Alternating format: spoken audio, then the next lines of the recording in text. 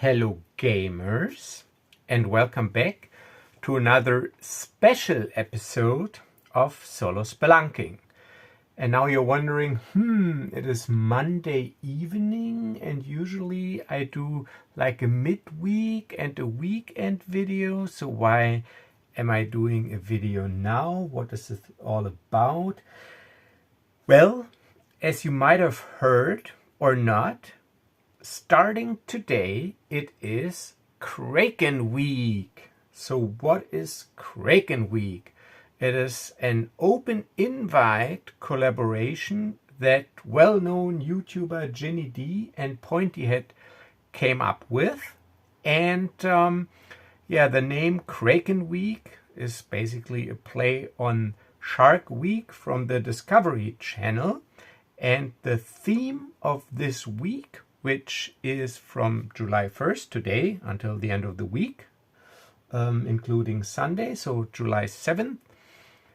The theme is to make tabletop RPG related content that has the theme of underwater, seafaring, aquatic creatures, and maybe even a giant kraken as an encounter.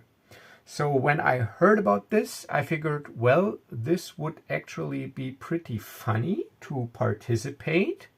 So this is what I'm doing.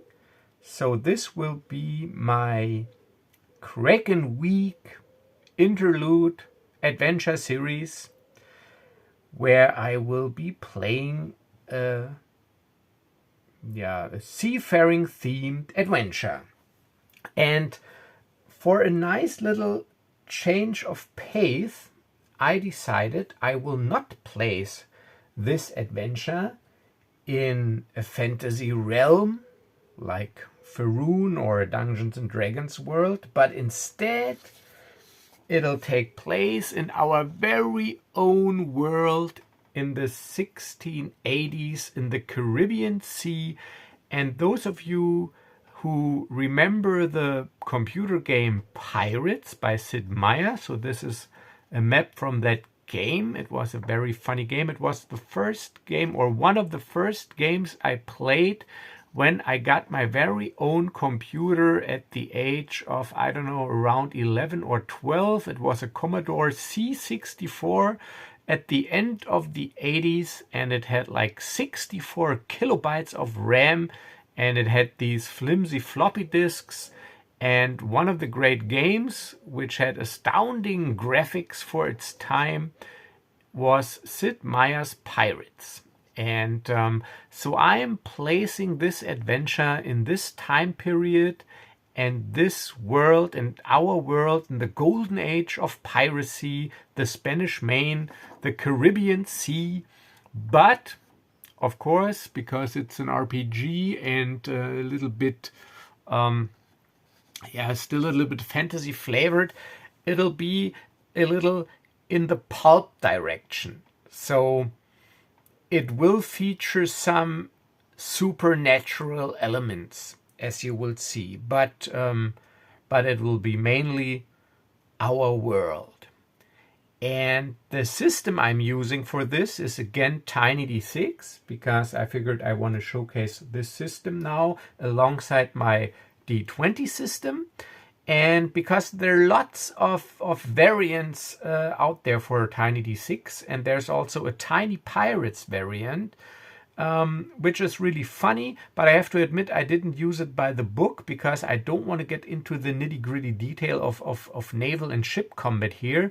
So I just used the trade list from Tiny Pirates, but I basically, instead of 2 trades plus a ship crew roll, I gave myself 3 trades and no ship roll, because the ship combat will be sort of like in the background. It'll be more character focused. So speaking of characters and character focused, I would like to introduce to you my character. So this will be his pawn from the Skulls and Shackles Pathfinder pawn set. I think it is Skulls and Shackles. I don't know. Let's see. No, I don't see a set icon on there, but doesn't really matter.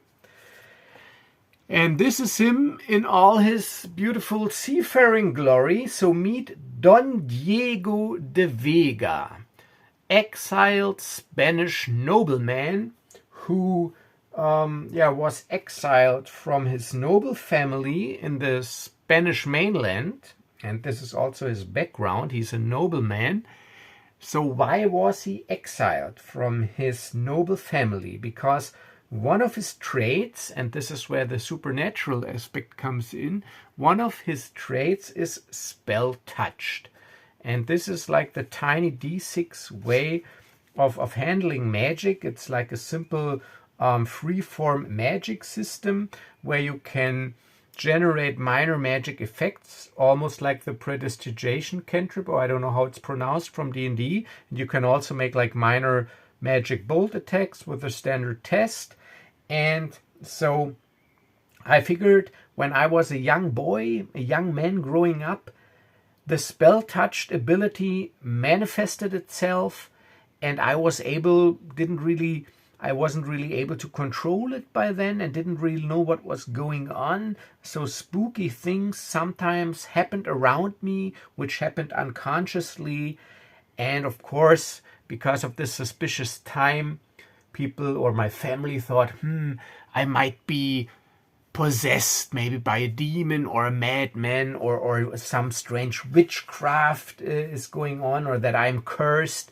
So they didn't want to basically tell on me, because this would probably mean that I would have been burned alive in some sort of witch hunt. But they also didn't want to have anything to do with me, to protect themselves as well. So they exiled me, they gave me little money, they sent me on my merry way to make my luck and fortune in the Spanish colonies. I had to denounce my family name officially. Here I just go by Don Diego, but my real name is Don Diego de Vega, exiled Spanish nobleman. So let's continue with my character introduction. So I'm proficient in light melee weapons, and I have mastered the rapier, the weapon of a nobleman. I get 6 hit points. My traits are acrobat, because I climb around ships a lot. I'm charismatic, as always, and I'm spell-touched. My background is I'm an exiled nobleman, so I know my way around social gatherings, etiquette and stuff. And I'm carrying a rapier, a dagger in my boot, a powder pistol in my belt, so standard black powder pistol.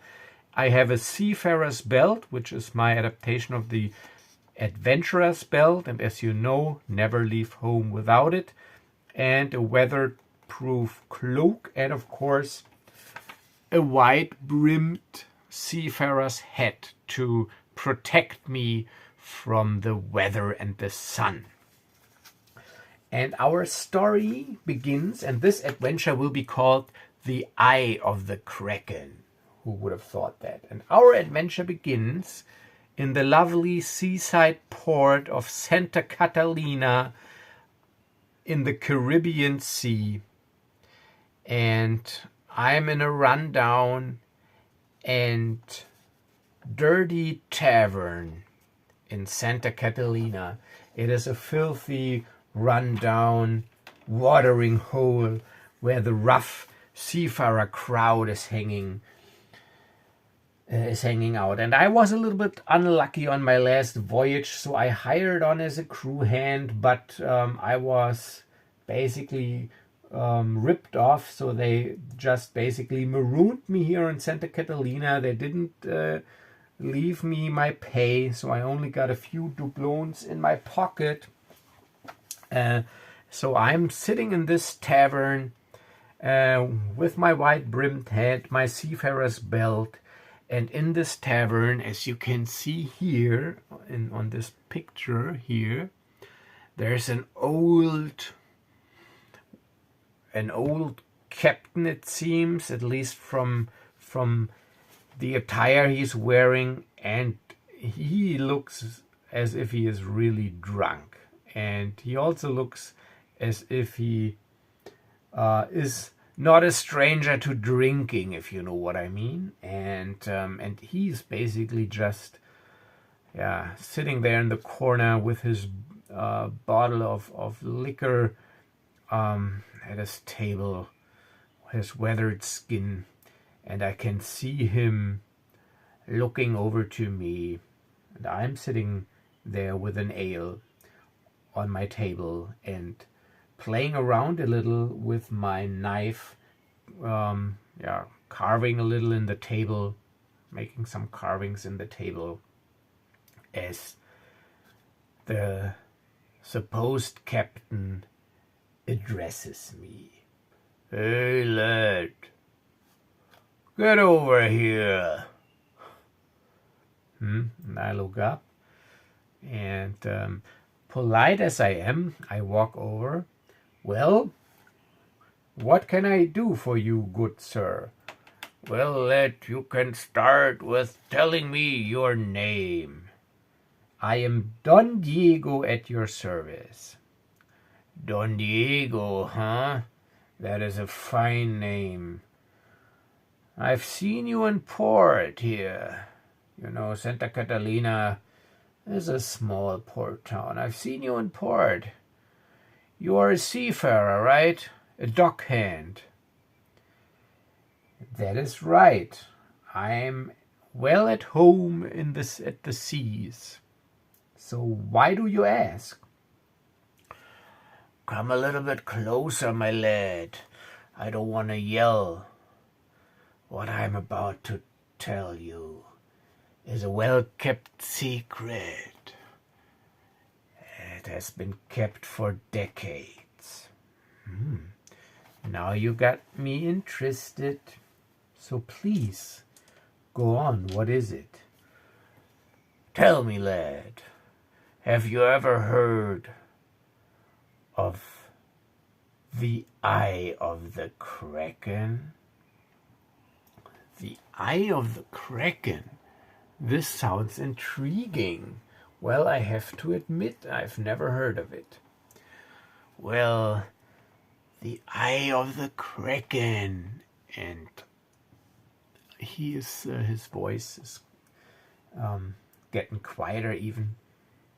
"It is a jewel, a precious jewel, a gemstone as big as a giant's fist. It is worth a fortune. You could buy the whole Caribbean Sea with this Eye of the Kraken." "Oh, this indeed sounds interesting. Tell me more, old sir. So, do you mind telling me your name as well?" "I am Captain Juan Sparlos." "Well, Captain Sparlos, nice to meet you." "Yeah, you know, lad, I've come across an interesting piece of information. Well, the legend is that the Eye of the Kraken was found by a crew of rough and tumble pirates some decades ago. And they were heading for Port Royal with their precious cargo. But I don't know what happened. Maybe mistrust or greed took over. Well, legend tells that the crew turned on themselves and they didn't make it to Port Royal. Their ship, with the crew turning on themselves and killing each other, they didn't have enough crew left to steer and sail their ship. So their ship, in shallow waters around an unknown island, was damaged. It ran across ground on a reef and it sank. with it the eye of the Kraken. And the knowledge of this gemstone was lost for decades. The crew long forgotten. The ship was never heard of again, and it was never seen. But and he basically opens his jacket, and on the inside of his jacket there's a rolled parchment in a leather tube. I came across a map. It is a map showing the location of this strange island in the Caribbean Sea, where the eye of the Kraken lays, maybe hidden in the belly of the sunken pirate ship. And I am putting together a crew for an expedition to retrieve this gemstone, this eye of the Kraken. Well, this sounds great, Captain Sparlos. But please tell me, you've just met me, you hardly know me. Why do you tell me this story? Why do you want to share your treasure and wealth with me and your crew? Well, look at me. I am an old man. I've traveled the seas for decades. I maybe have one last voyage left in me, no more. So if the sea takes me, I want to go out with a bang. I want to leave a legacy. I can't do anything with the eye of the Kraken. Its wealth, it is useless to me, because I only have a few years left. This will be my last voyage. I can feel it in my bones. The sea has taken the best of me. But if on my last voyage I can help a few promising young lads, a promising young crew, to make a name for themselves and to live a life in riches without having to worry, that would be a great legacy indeed. That is true. That would be a great legacy. Well, as a matter of fact, I just came from an expedition, from a voyage, and I was brought I was deprived of my pay. They didn't pay me. I was marooned here on this island. I only have a few coins left in my pocket. So I got nothing to lose. So if you need a deckhand, I am your man. One of your men, I think. Well, lad, then let's drink to this. And he pours me a whiskey in a very dirty-looking glass, and I take it, and we salute each other, and with one gulp, I down the whiskey. That is strong liquor. Indeed it is. It cleans you from the inside. Yeah, that it does. Well, head to my ship, the Black Sparrow, and talk to my first mate, the beautiful Carmen Alvarez, a promising and beautiful young lady and first mate. Tell her that you are the new recruit that I sent you, and she will show you the ropes. Yeah, I will do that.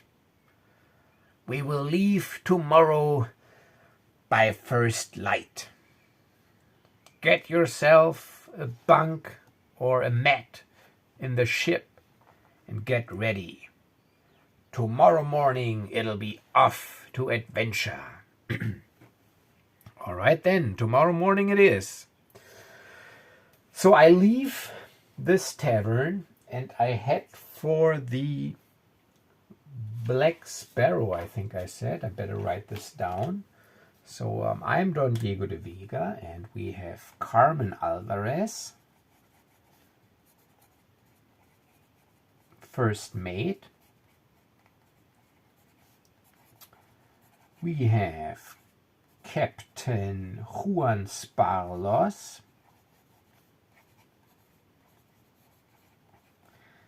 And the ship is the Black Sparrow.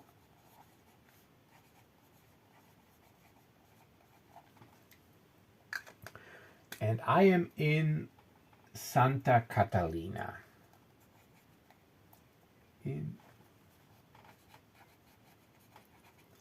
Santa Catalina.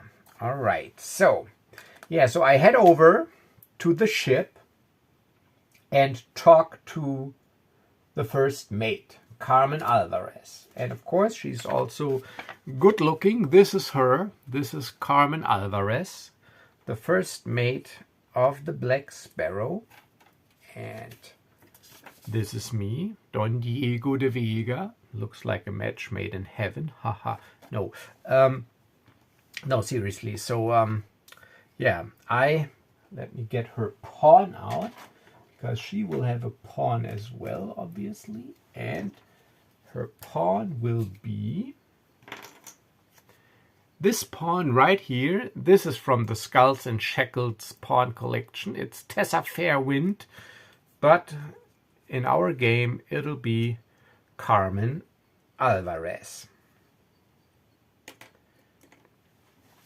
All right, so yeah, I report to the Black Sparrow. The Black Sparrow is, yeah, a somewhat, it's a good looking ship, but it's somewhat worn already. So you can see it has had a few run-ins with some storms, and it has seen a few decades on the sea or at sea.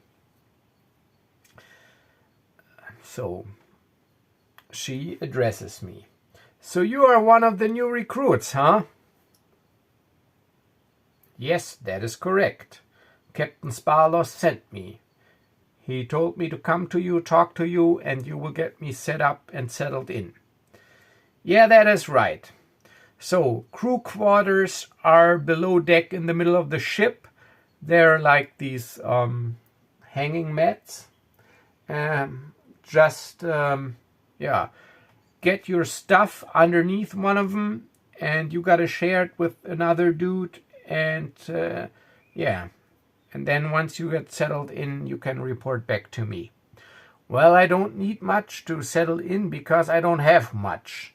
What I carry on my body is everything I own. Ha! All right then, so now I know why you signed up for this expedition. Well, you sound, the way you say it sounds like as if you're not convinced. Well, I don't know. So far, Captain Sparlos has always led us through. But, well, I shouldn't talk to you about Captain Sparlos. I've just met you. Go settle in and then get on with your duties. Everybody on this ship has to work. Yeah, all right, I know it. I know my way around. I've been a sea hand for quite a while now. Yeah, I bet you have. All right, so yeah, I just pick one of those mats, and then yeah, we do ship stuff, get the sails ready. So a couple of more people arrive. So we are a rough and tumble crowd of some pirate types, males and females, of different color, some Latino folk, some black folk, some Asian folk even, and Caucasians, and so a wild bunch and a mixed and varied bunch. And at first light, the next day, it is sail ho, and we are leaving Santa Catalina, and we are heading towards the direction of Port Royal, because somewhere on this route, this lost pirate ship is supposed to be, or this mysterious island. where Captain Juan Sparlos has a map too. All right. So when I thought about this adventure, I, of course, had a rough idea of how this would go, and I decided that we will have a total of 3, or we will make a total of 3 encounter checks on our sea voyage. And on a roll of 1 or 2 on a d6, we will have an encounter at sea while we are heading for this island. So let's see.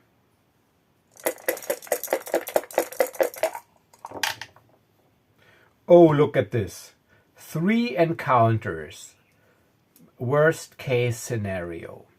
3 encounters. Let me see. Can you see my dice rolls? I guess you can. All right. So we have left Santa Catalina, and it disappears on the horizon. And now I need to roll a d4 because I made a little encounter table here to see what happens.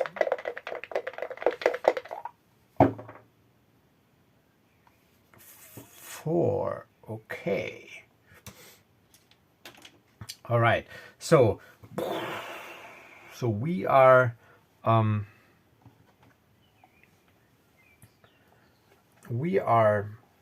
traveling at good speed. The wind is good, and so as you can see here, I drew a little ship section here. So this is like the aft deck, and this is where the steering wheel is. There's like a small staircase, so this is slightly elevated. This is like the main deck. This is one of the masts here. And so everybody is doing chores, going about their business. And of course, we do have someone up in the rig as a lookout. And also one of our sailors, he is attached to ropes, and he's doing some work at the outside. Not at the at the outside of the ship, but he's tied to a rope, and he's like he's having like a bucket of tar, this black sticky stuff, and he basically applies it to the hull to make to refreshen like the resistance to the water, whatever. So he's got some work to do on the outside of the ship. As suddenly, so I'm also walking about here, and it's it's a nice day actually. The sun, it is shortly afternoon, clear skies, and suddenly a scream comes from this guy, and I immediately rush to the side and look down. And he is basically dead in the ropes, and he is impaled by a trident. And before we can actually, or we react and let me get something out here. So he is impaled by a trident, and with mighty claws and grace, 2 creatures that I have never seen before suddenly board our ship. So these are the creatures. Let me get this out. So this is a Grazul. So these are all Pathfinder pawns. I don't know what set.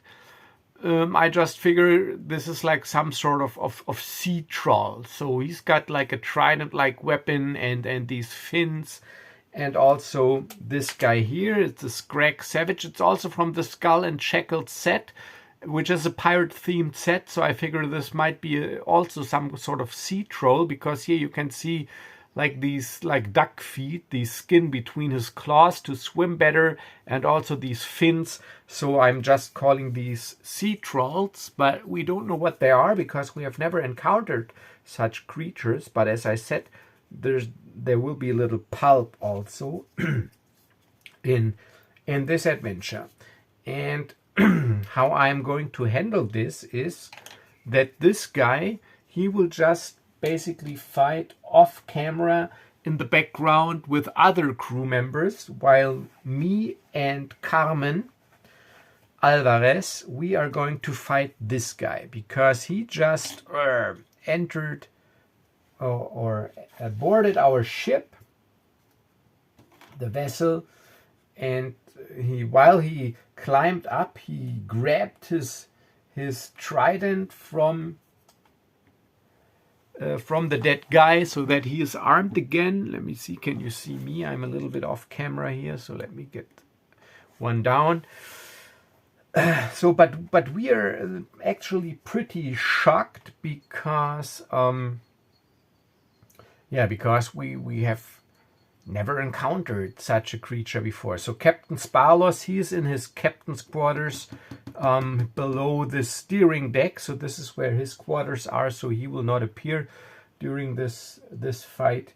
And yeah, the crew is busy fighting the other monster, and we have to fight this monster. So I'm doing initiative. Yellow is Carmen, and green is me, Don Diego de Vega. And if we pass our test, we can act before the monster. And if we don't, we act after the monster. All right, so I pass and Carmen does not. So I act, then the sea troll, and then Carmen. So, and initiative is re-rolled every round in Tiny D6. So it's me, it's the troll, and then it's Carmen. So, but this also makes sense because I am already close to it because I just looked what happened. So, yeah, I can move around 25 feet.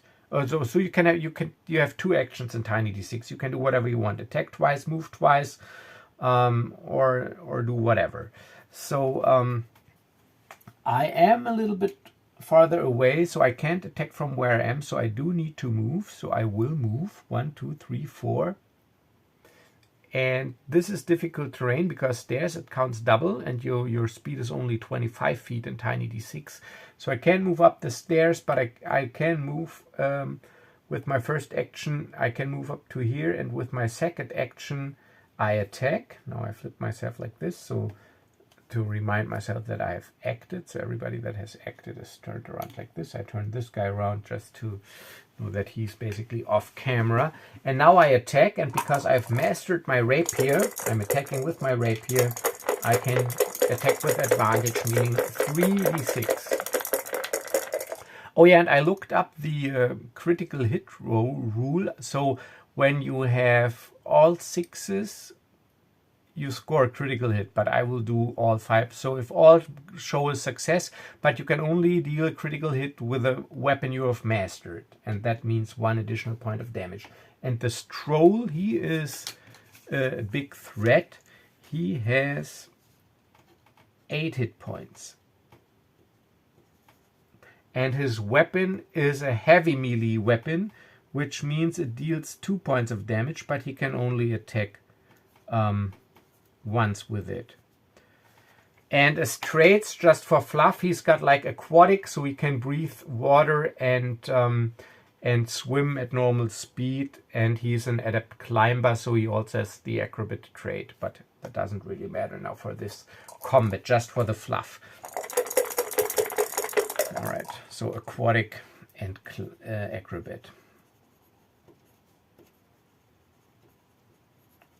All right, so, but now it's my turn with my rapier. And that's a miss, 2, 2, 3. So I do hit, but I'm not able to wound him because of his tough scale. And now it's his turn. So he does not speak in a way that I can understand. But this is the first encounter, so I'm going easy on myself. He does not have mastered his weapon, so he just attacks with 2d6. And of course he hits, because that is a 6, and he deals 2 points of damage. So I am already down to 4 HP.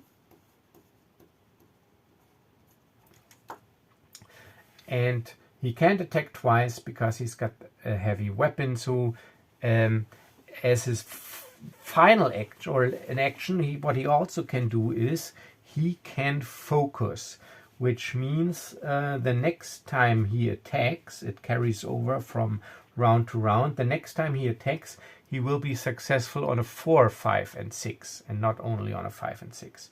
So he focuses for the next round as his second action. Now Carmen, she needs to move, so she also moves 1, 2, 3, 4, and I say from here, because this is a large creature, she can also attack. So she is yellow, and she has mastered her saber. She's got a saber because she is first mate. Of course, she has mastered her saber and attacks. And also a miss, 4, 4, 2. You're looking for 5s and 6s in this game. So this concludes the first round, and we are doing initiative again.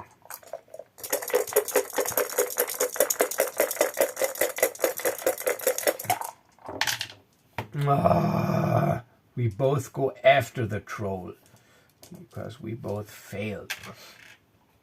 All right, so the troll, he has focused with his first action. So again, he's got 2 actions. So he has focused.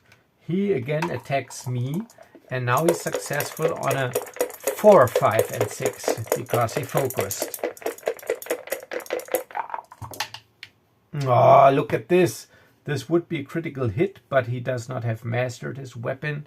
So, but still it's a hit.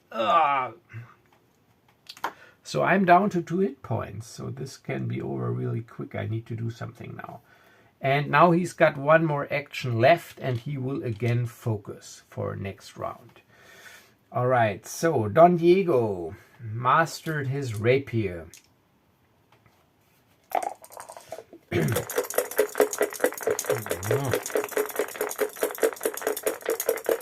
Come on! Yes, that's a hit. So 1 damage. And I can attack again because I got 2 actions, and I will attack again. Second action, also attack. 2, 3, 3. This is ridiculous. All right, now Carmen with her saber, mastered. Yes, she hits with her first. And again.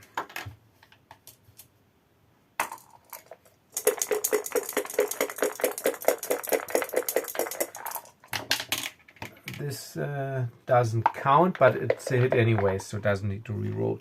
So again, she hits. So now he's finally bleeding. There's a green ooze coming out of his scaly skin.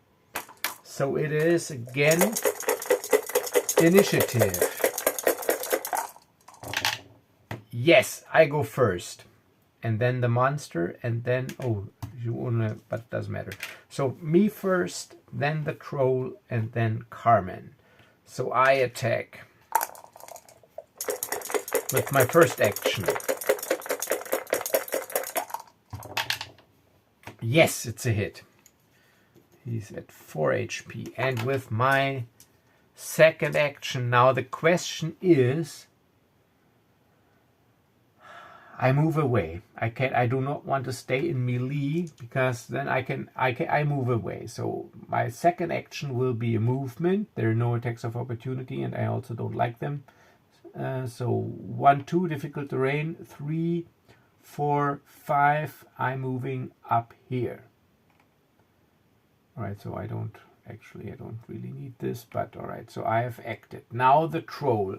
So because I have moved out of the way and he has focused last round, he attacks now Carmen.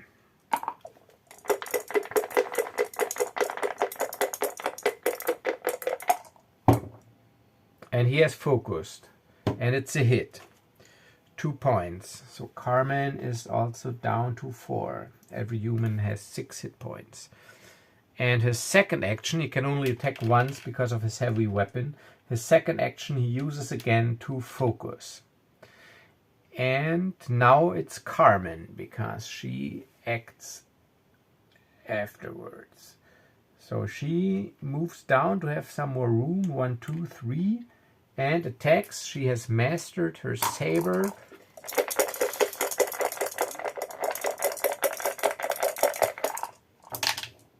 And it's a hit. And she moved, so she can only attack once. It is a hit. 3 hit points left for the monster. And now, initiative. So I get to roll 2d6. Carmen gets to roll 2d6.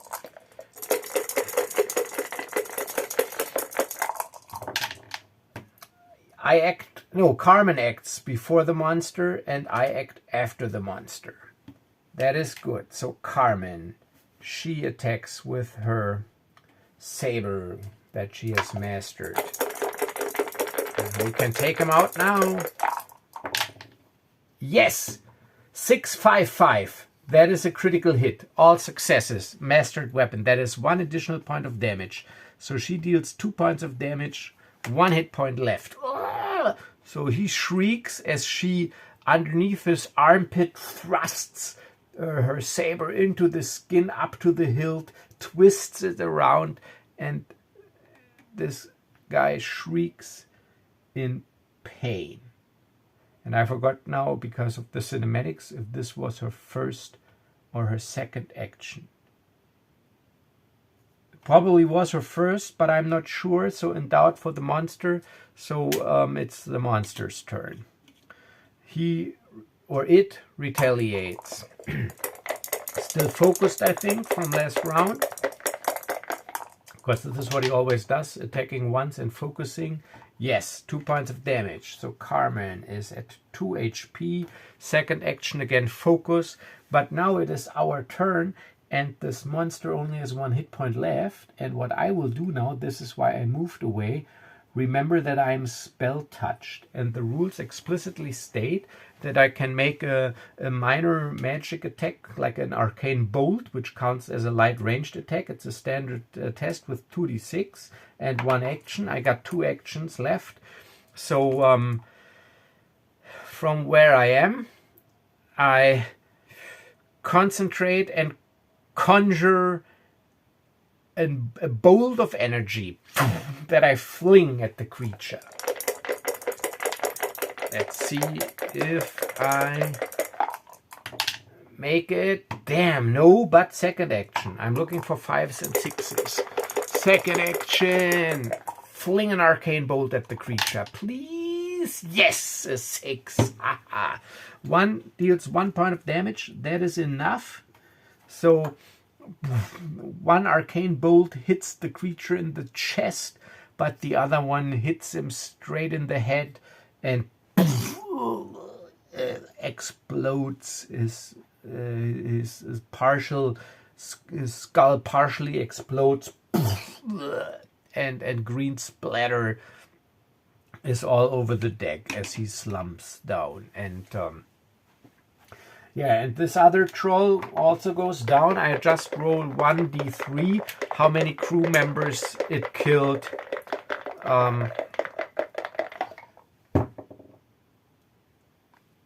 1, 2, 3, 4. 2 crew members. And I will keep a crew count here. So I say we started with 15 crew. Crew 15. And we need at least 6. This is our skeleton crew. Skeleton crew 6 to manage the ship. And now 2 are dead. So we are at 13 crew. So we have to keep an eye on our crew count here during this adventure. So if too many crew members die, it'll also be bad for us. We shouldn't get below our skeleton crew, just as a little extra gimmick. All right. So this troll is also dead. And then we, of course, call for Captain Sparlos. Captain, you gotta see this, Carmen goes. And I come down. I'm pretty wounded. She's wounded. But thankfully in Tiny D6 you also regenerate pretty quick. So this is all cinematic and superficial. So basically hit points are just like some sort of endurance. Unless you're dead, then it's an injury. All right, so I'm at 2 and she's at 2. Okay, so we're a little bit hurting, bruised, maybe some claw marks and some superficial cuts from this trident weapon. Damn. I've been to a few places, but these creatures, I've never encountered anything like it. What kind of strange happenings are going on here? Well, I don't know. The captain, he looks at those creatures and goes, well, this can only mean one thing. We are on the right track. I've maybe forgot to mention a tiny detail looking at the records. The eye of the Kraken. It is said to have some dark powers. It twists life, but of course that is just hearsay. Well, now you're talking, Carmen says. I didn't sign up for some occult witchcraft expedition. I thought we were going on a treasure hunt. Well, my dear, we are on a treasure hunt. This will be my last great voyage. And you can be a part of it. You should be thankful. Now, let's get these beasts overboard, but not before getting some trophies out of them. Get their claws and their tusks and throw the rest overboard. All right, so the sailors, they take care of their dead, and they will get a proper sea burial, but the sea trolls or whatever, so everybody is like a little in awe. You know what? Another great thing, this is just all impulse. Let's also have a crew morale. And like sort of in Call of Cthulhu, which I've never played, like this corruption score, the sanity score. So if you encounter too many weird things that don't fit into your view of the world, the moral goes down. And if the moral reaches 0, there will be a mutiny. All right, this is also great. So moral is 10, starts out at 10. And because two sailors are dead and these strange creatures, it goes down by 1. So moral is at 9. So we got to keep track of our crew and of the crew's morale. Isn't that great? All right. Yeah, and this will be the end of the first episode of Kraken Week, of my adventure, The Eye of the Kraken. And yeah, I've never managed to get a one-shot in, so this also will be a series. So I will release, or my goal is to release a video every day until the end of the week to finish this adventure in Kraken Week. And I hope that you will be along for the ride with me.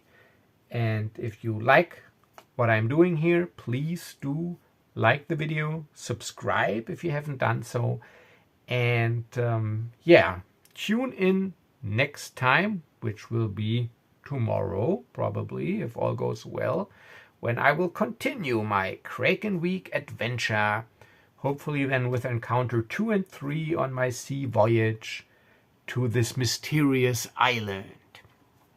Alright, so but until then, stay safe and stay healthy and have a wonderful remaining evening.